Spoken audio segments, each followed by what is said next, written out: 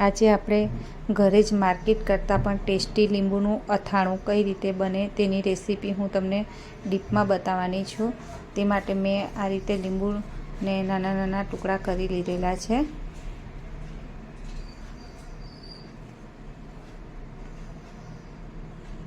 ત્યાર પછી આપણે ટેસ્ટ પ્રમાણે મીઠું અંદર નાખવાનું છે.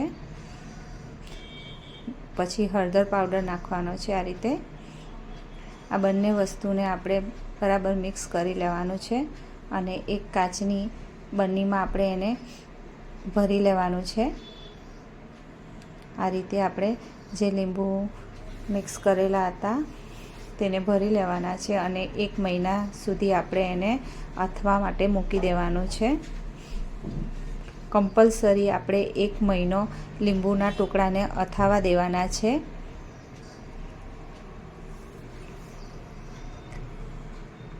આ રીતે આપણું 1 મહિના સુધી લીંબુના પીસ અથાઈ ગયા છે સારી રીતે.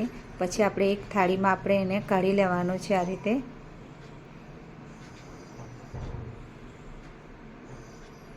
આ લીંબુનું અથાણું ઘરે ખૂબ જ ઇઝીથી બની જાય છે અને ખૂબ જ ટેસ્ટી લાગે છે. આ રીતે આપણી ચીરી સારી રીતે અથાઈ ગઈ છે. ત્યાર પછી આપણે ખાંડ એડ કરવાની છે અંદર. જેટલી તમને ગળાશ જોતી હોય તે પ્રમાણે ખાંડ એડ કરવાની છે અને લાલ મરચું એડ કરવાનું છે અને હિંગ એડ કરવાની છે. આમાં વધારે મસાલાની જરૂર પડતી નથી.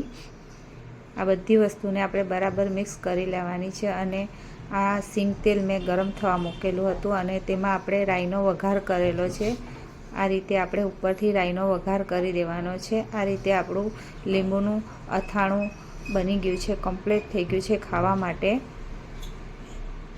આ અથાણું ખાવામાં ખૂબ જ ટેસ્ટી લાગે છે.